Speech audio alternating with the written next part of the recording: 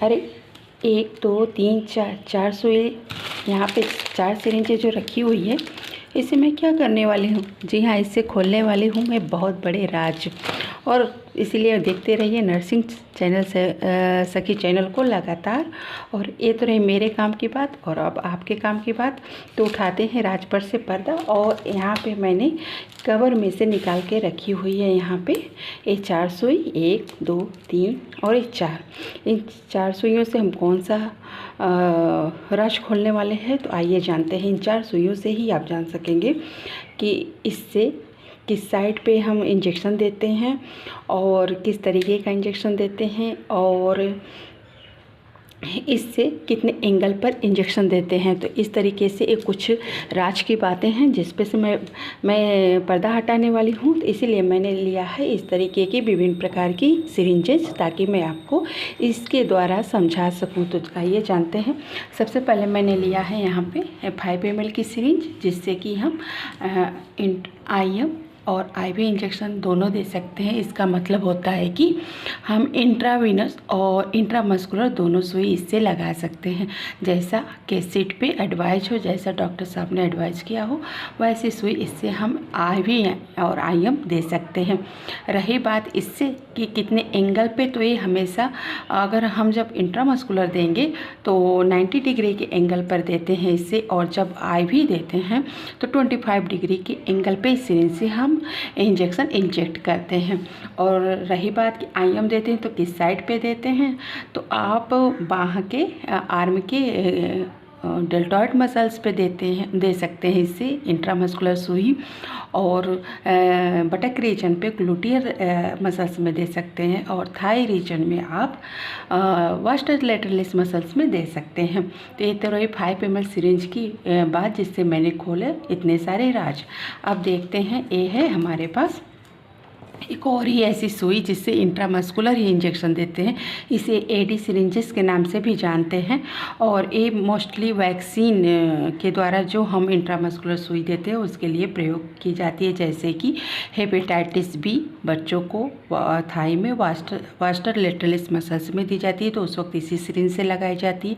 और जब प्रेगनेंसी होती है, TT हमें लगाना हो तो उस वक्त या कभी भी, तब भी हम 0.5 ml के इसी AD सिरिंज का प्रयोग करते हैं इंट्रामस्कुलर इंजेक्शन देने के लिए, और एक ही बार सिंगल यूज होती है। अब रहा मेरे हाथ में, और एंगल की बात है तो इससे भी 90 डिग्री के एंगल पे ही देते हैं, क्योंकि इंट्रामस्कुलर यानी मसल्स में सुई लगाएंगे तो इसका भी एंगल 90 डिग्री का ही होता है। इसके अलावा मेरे हाथ में है ये इंसुलिन, जिससे दी जाती है।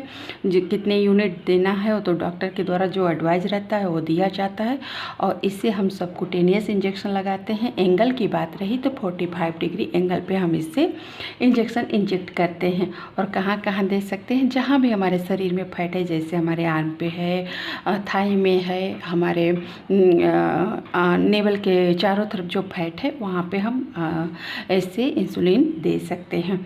और अब सबसे लास्ट में जिससे खोलेंगे राज, वो है हमारी ये छोटी सी 0.1 ml की सिरिंज, जिससे कि देते हैं नन्हे मुन्नों को हम BCG का वैक्सीन। और इससे अगर बच्चा छोटा रहता है तो 0.05 ml देते हैं, लेकिन 28 दिन के बाद हम 0.1 ml इससे BCG का वैक्सीन देते हैं। और कहाँ देते हैं?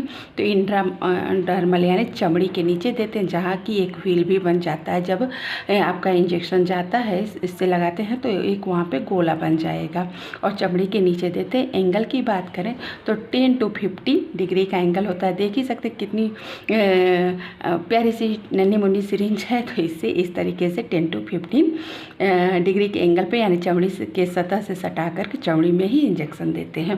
तो ये तो बात हुई, इतने 4 सिरिंज से मैंने खोले कुछ राज जो आपके लिए बहुत हैं लाजवाब नहीं, बहुत ही इम्पॉर्टेंट है। ध्यान से सब देखिएगा वीडियो को, और इससे संबंधित कोई भी जानकारी आपको चाहिए तो आप डायरेक्ट कमेंट कर सकते हैं। लेकिन उससे पहले मैं भी पूछूंगी आप लोगों से एक बात, वो क्या है? मैंने इस सिरिंज का कवर हटाया, तो इस तरीके से एक कवर है मेरे हाथ में। अब आपको बताना है कि बायोमेडिकल वेस्ट के किस डस्टबिन में हम को इसे डालना चाहिए।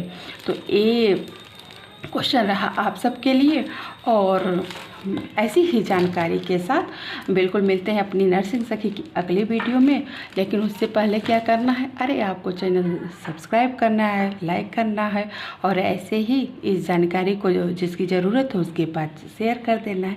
मिलते हैं अपनी ऐसी इंटरेस्टिंग वीडियो और जानकारी के साथ। तब तक के लिए have a good day, bye bye, thank you very much.